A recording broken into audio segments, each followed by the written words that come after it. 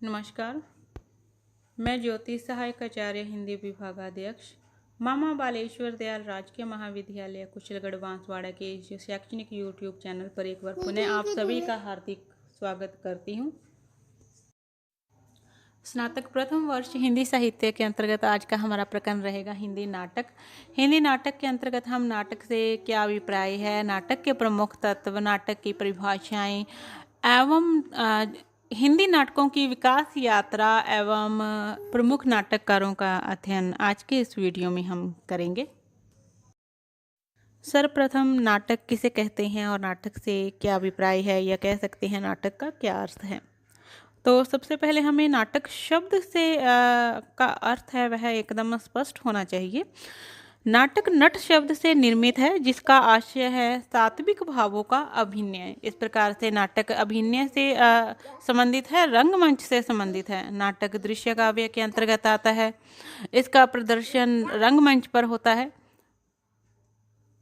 नाटक का अर्थ देते हुए भारतेंदु हरिश्चंद्र जी ने इसकी परिभाषा इस प्रकार से दी है। उनके शब्दों में नाटक शब्द का अर्थ नट लोगों की क्रिया है, दृश्य काव्य की संज्ञा रूपक है। रूपकों में नाटक ही सबसे मुख्य है और इससे रूपक मात्र को नाटक कहते हैं। बाबू गुलाब राय के अनुसार नाटक में जीवन की अनुकृति को शब्दगत संकेतों में संकुचित करके उसको सजीव पात्रों द्वारा एक चलते फिरते सप्राण रूप में अंकित किया जाता है। इस प्रकार नाटक में फैले हुए जीवन व्यापार को ऐसी व्यवस्था के साथ रखते हैं कि अधिक से अधिक प्रभाव उत्पन्न हो सके। नाटक का प्रमुख उपादान है उसकी रंगमंचीयता, अर्थात रंगमंच पर प्रदर्शन किस प्रकार से किया जा रहा है नाटक का, यही उसका प्रमुख कह सकते हैं घटक है। हिंदी में नाटक लिखने का प्रारंभ पद्य के द्वारा हुआ, लेकिन आज के नाटकों में गद्य की प्रमुखता है। कहने का तात्पर्य है कि प्रारंभ में जब गद्य नहीं था, गद्य का आविर्भाव जब आधुनिक काल में हुआ, उससे पहले भी नाटक लिखे जाते थे, तब पद्य में लिखे जाते थे, जैसे कि अभिज्ञान, शकुंतलम आदि। नाटक गद्य का वह कथात्मक रूप है जिसमें अभिनय, संगीत, नृत्य, संवाद आदि के माध्यम से रंगमंच पर अभिनीत किया जा सकता है। हिंदी साहित्य में नाटकों का विकास वास्तव में आधुनिक काल में भारतेंदु युग में हुआ। भारतेंदु युग से पूर्व कुछ नाटक जो कि पौराणिक, राजनीतिक, सामाजिक आदि विषयों को लेकर रचे गए।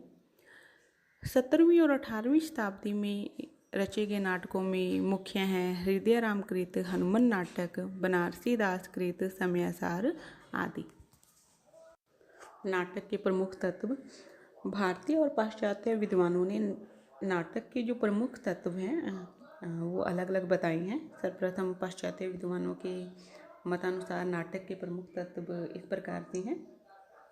कथा वस्तु पात्र अर्थात चरित्र चित्र, तृतीय है संवाद या कथोपकथन, भाषा शैली, देश काल और वातावरण, उद्देश्य, संकलन त्रय और रंगमंचीयता। इसी प्रकार से भारतीय विद्वानों के अनुसार नाटक के तत्व इस प्रकार हैं: कथा वस्तु, नायक, अभिनय और रस। नाटक के जो प्रमुख तत्व हैं उनका हम अध्ययन करेंगे थोड़ा विस्तृत रूप में, लेकिन जो भारतीय विद्वान हैं और जो पाश्चात्य विद्वान हैं, मूल रूप से दोनों के जो बताई गई नाटक के तत्व हैं वो समान ही हैं। पाश्चात्य विद्वानों ने जो तत्व बताए हैं उनको अलग अलग टुकड़ों में कर दिए, जबकि अभिनय के अंतर्गत ही संवाद, कथोपकथन जिसे कहते हैं, देश काल, वातावरण आदि को इन्होंने सम्मिलित कर लिया। नाटक के प्रमुख तत्वों में सर्वप्रथम कथा वस्तु को नाटक ही कहा जाता है। अंग्रेजी में इसे प्लॉट की संज्ञा दी जाती है जिसका अर्थ आधार या भूमि है। कथा तो सभी प्रबंधात्मक रचनाओं की रीढ़ होती है और नाटक भी क्योंकि प्रबंधात्मक रचना है इसीलिए कथानक इसका अनिवार्य तत्व है, या कह सकते हैं कि इसकी आधार भूमि है। भारतीय आचार्यों ने नाटक में 3 प्रकार की कथाओं का निर्धारण किया है: प्रख्यात या जिसे कह सकते हैं प्रमुख, उत्पाद्य अर्थात जिसको गौण कथा भी कह सकती हैं, या सहायक, मिश्र प्रख्यात कथा। सर्वप्रथम प्रख्यात कथा। प्रख्यात कथा इतिहास पुराण से प्राप्त होती है। यह जबकि उत्पाद्य कथा कल्पना पर आधारित होती है, मिश्र कथा कहलाती है। इतिहास और कथा दोनों का योग रहता है, क्योंकि कोई भी कथा है अगर उसमें संपूर्णतः इतिहास का वर्णन नहीं हो सकता, क्योंकि अगर इतिहास हो गया मतलब कि यथा तथ्य वर्णन हो गया तो वह जो कथा है वह इतिहास कहलाएगी। जबकि हम किसी रचना का साहित्यिक वर्णन करते हैं तो उसमें इतिहास के साथ कथा या कह सकते हैं कल्पना का मिश्रण भी थोड़ा अनिवार्य हो जाता है। इन कथा आधारों के बाद नाटक कथा को मुख्य तथा गुण अथवा प्रासंगिक भेदों में बांटा जाता है। इनमें से प्रासंगिक के भी आगे पताका और प्रकरी भेद होते हैं। पताका प्रासंगिक कथा वस्तु मुख्य कथा के साथ अंत तक चलती है, जबकि प्रकरी बीच में ही समाप्त हो जाती है। इसके अतिरिक्त नाटक की कथा के विकास हेतु कार्य व्यवहार की 5 अवस्थाएं प्रारंभ, प्रयत्न, परप्रयासा, नियताप्ति और कलागम होती हैं। इसके अतिरिक्त नाटक में 5 संधियों का भी प्रयोग किया जाता है। वास्तव में नाटक को अपनी कथा वस्तु की योजना में पात्रों और घटनाओं में इस रूप में संगति बिठानी होती है कि पात्र कार्य व्यापार को अच्छे ढंग से अभिव्यक्त कर सके। नाटककार को ऐसे प्रसंग कथा में नहीं रखने चाहिए जो मंच के प्रयोग या मंच के योग्य ना हो। यदि कुछ प्रसंग बहुत आवश्यक है तो नाटक को उसकी सूचना कथा में दे देनी चाहिए।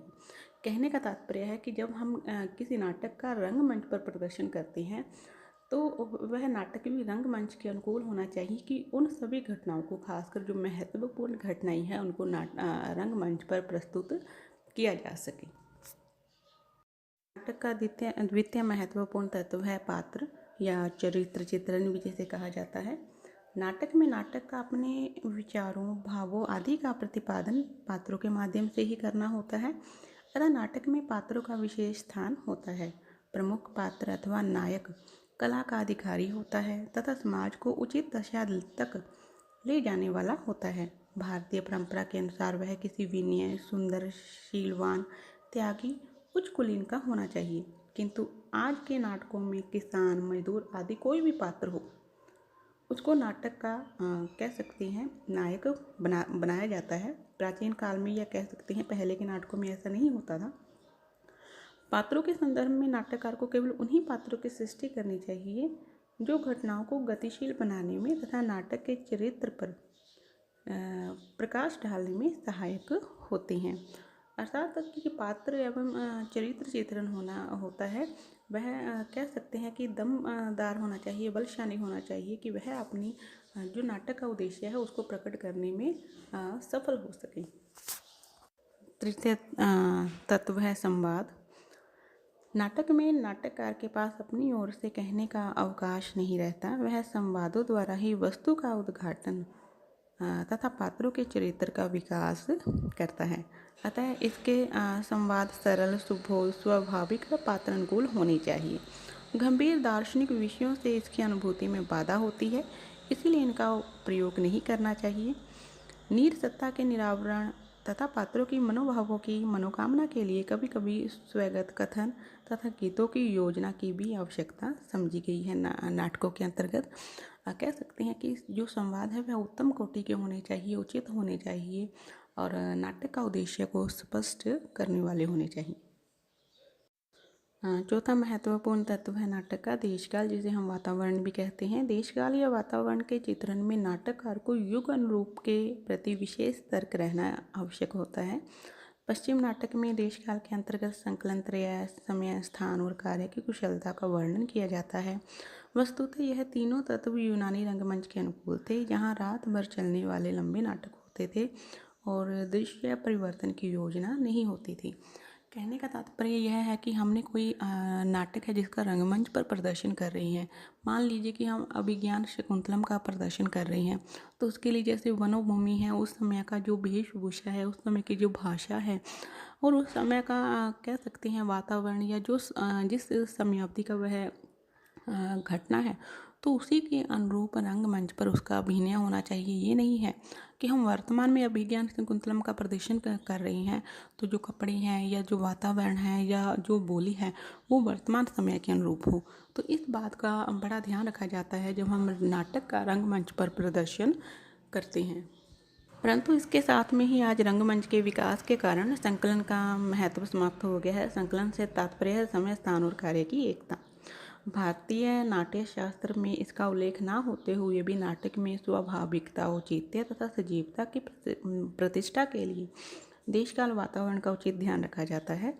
इसके अंतर्गत पात्रों की वेशभूषा तत्कालीन धार्मिक, राजनीतिक, सामाजिक परिस्थितियों में युग का विशेष स्थान होता है, तो उसी के अनुसार नाटकों का प्रदर्शन किया जाता है। तो नाटक के तत्वों में देश काल या कह सकते हैं वातावरण का अपना विशेष महत्व है, क्योंकि अगर हम देश काल वातावरण का ध्यान नहीं रखेंगे तो उस नाटक का उद्देश्य है वही समाप्त हो जाएगा। नाटक का 5वां महत्वपूर्ण तत्व है भाषा और शैली। नाटक सर्वसाधारण की वस्तु है, अतः उसकी भाषा शैली सरल, स्पष्ट और सुबोध होनी चाहिए, जिससे नाटक में प्रभाविकता का समावेश हो सके तथा दर्शक को क्लिष्ट भाषा के कारण बौद्धिक श्रम ना करना पड़े, अन्यथा रस की अनुभूति में बाधा पहुंचेगी। कहने का तात्पर्य यह है कि जो भाषा है नाटक की, ये नहीं होनी चाहिए कि वो लंबे लंबे उसके अंदर समास युक्त शब्द हो, क्लिष्ट भाषा हो। जब हम रंगमंच पर किसी नाटक का प्रदर्शन करते हैं तो उसकी भाषा ऐसी होनी चाहिए कि उसमें सजीवता हो, कहीं पर भी औपचारिकता ना हो, और जो दर्शक है उसको बड़े सहज तरीके से उस नाटक का जो संपूर्ण नाटक रंगमंच पर प्रदर्शित किया जा रहा है वह आसानी से उसको समझ में आ सके। अतः कह सकते हैं कि नाटक की भाषा सरल व स्पष्ट रूप में प्रवाहित होनी चाहिए। उद्देश्य अर्थात नाटक का उद्देश्य समाज के हृदय में रक्त का संचार करना ही नाटक का उद्देश्य होता है।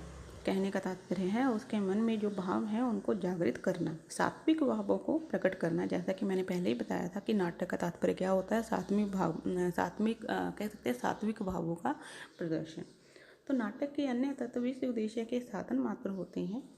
कहने का मतलब है कि जो नाटक का उद्देश्य है वह मुख्य है और अन्य जो उसके तत्व हैं वह साधन है उस उद्देश्य की प्राप्ति में। भारतीय दृष्टिकोण सदा आशावादी रहा है, इसीलिए संस्कृत के प्राय सभी नाटक सुखांत रहे हैं, जबकि पश्चिम नाटककारों ने या साहित्यकारों ने साहित्य को जीवन की व्याख्या मानते हुए उसके प्रति सदैव यथार्थ दृष्टिकोण को अपनाया है, अर्थात वास्तविक दृष्टिकोण को। उसके प्रभाव से हमारे यहाँ भी कई नाटक दुखांत लिखे गए हैं, किंतु सत्य है कि उदास पात्रों के दुखांत अंत से मन खिन्न भिन्न हो जाता है। आपने देखा होगा कि कोई फिल्म है, अगर उसमें नायक नायिका की कोई मृत्यु हो जाती है तो हमारा हृदय है, हम अंदर ही अंदर व्यथित हो जाते हैं, रोने लगते हैं। तो कहने का तात्पर्य है कि नाटक ऐसे हो जिसमें यथार्थ की अभिव्यक्ति भी हो और अंत में जो उद्देश्य है सुखांत प्राप्ति या सुखांत का, तो उस प्रकार से नाटकों का सृजन हो। अतः दुखांत नाटकों का प्रचार कम होना चाहिए। 7वां तत्व है नाटक का अभिनेता। यह नाटक की प्रमुख विशेषता है। नाटक को नाटक के तत्व प्रदान करने का श्रेय इसी को है। यही नाट्य तत्व का वह गुण है जो दर्शक को अपनी ओर आकर्षित करता है, उसको बांधे रखता है। इस संबंध में नाटककारों को नाटकों के रूप, आकार, दृश्यों की सजावट और उसके उचित संतुलन, परिधान व्यवस्था, प्रकाश व्यवस्था आदि का पूरा ध्यान रखना चाहिए। दूसरे शब्दों में लेखक की दृष्टि रंगशाला के विधि विधानों की ओर विशेष रूप से होनी चाहिए, इसी में नाटक की सफलता निहित है। दूसरा यह है कि जो नाटक का कह सकते हैं नायक है, अभिनेता है, वह कह सकते हैं कि उच्च गुणों से युक्त होना चाहिए, जिससे वह अपने उद्देश्य है जो नाटक का उसको प्राप्त कर सकें।